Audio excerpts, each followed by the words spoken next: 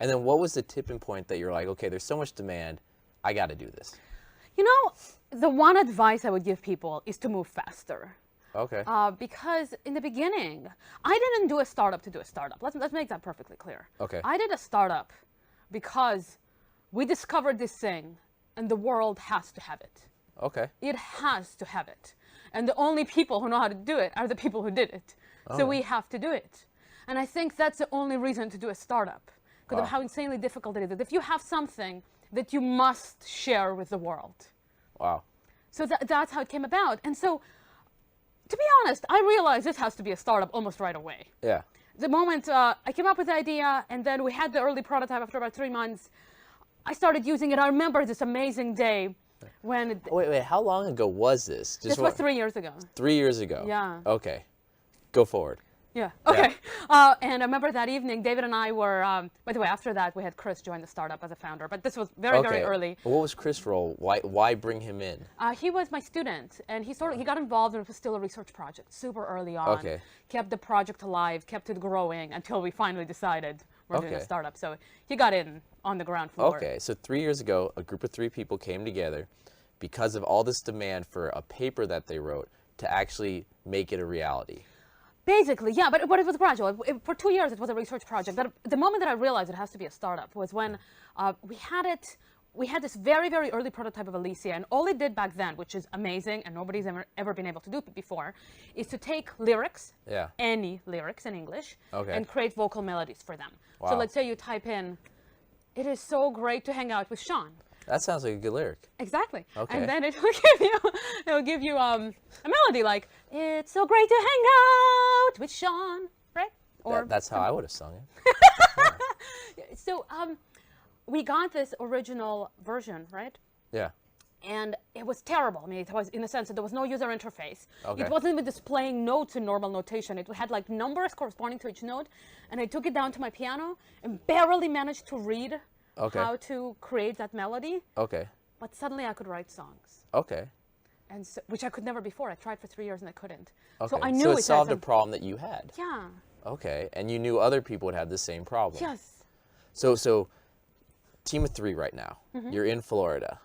When did you decide to come to Silicon Valley? Why come to Silicon Valley? Why not go to Waterloo or someplace else? That's right. I actually spent a year living in Silicon Valley before. What were you doing?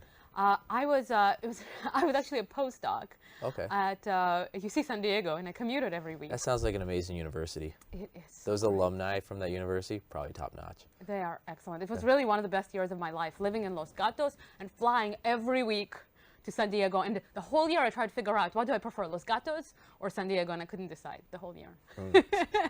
I'm a UCSD alumni for the record. Okay. That's right. That's right. I knew that. Okay. So you were in Silicon Valley for a year, teams in Florida, and you convinced them to move here. Why? It's so expensive here compared to Florida. It took a while. It took a while to bring everybody over here. Actually, Chris just recently joined us. Okay. Here, he finished his master's at Georgia Tech. Okay. And now we're all finally here. It was a process. You know, everybody had to get jobs here at first because, you know, with a startup, you don't make any money at first. Okay, so if everyone's working, how are you able to do your startup? Was it people had 9 to 5 and then you guys worked at nights and the weekends? How did you guys plan to actually move forward? What was kind of the process? So it was a research project for 2 years. So we did it on the side for a while. Okay. And then we decided we need to stop publishing papers about it. Okay. And start, actually, what actually happened to us is an investor got on board. Okay. Tell me about that. Well, how did you get that meeting with the investor? How did you get the funding? And what did that process look like? You know, think of a brand new startup, the advice you could give them for that. You know, my advice would be don't wait for that investor. Oh, okay. That actually would be my advice. My problem was I didn't know how to start. There were no people in my life doing startups. Okay.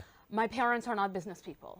It's not, you know, I really don't come from the kind of background where you'd imagine me becoming a CEO. It was a very foreign concept.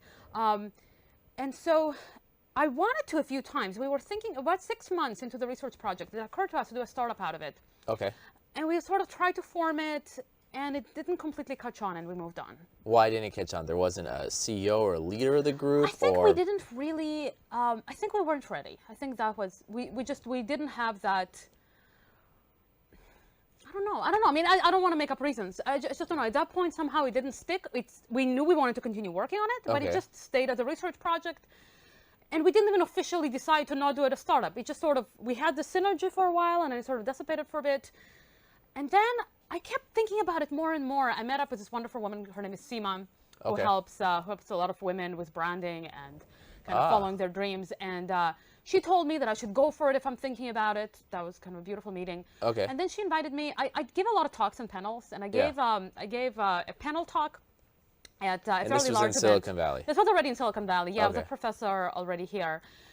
And Seema introduced me to somebody there, an investment group. Okay. And I gave them my card, and I wasn't sure if they were ever going to call me back. It was very ad hoc. I mean, Okay. compared to the kind of serious fundraising we've been doing recently. So this investor group, was it just a bunch of people in a room and then you presented, or was it just a dinner? What was the? It was so ad hoc. We got, in a way, I feel like we got so lucky. It was literally a quick introduction after my panel. Okay. Seema introduced me to this person. I'm not even sure if she really knew them. She said, here's Maya. She has an amazing idea for a startup. Yeah. I gave him a card. And then a few weeks later, it was a big gap, he emailed me, Yeah. which is really amazing given how busy investors are. Yeah. And then we met up, and then he said he'll introduce me to some early stage investors. Okay. He introduced me to exactly one investor, Kilowatt Capital, and Yeah. they made it an early investment. Before we talk about that investment, I just wanted to mention that if you want more information on investors and the whole startup ecosystem here, please visit SiliconValleySuccesses.com, and information will be there and more.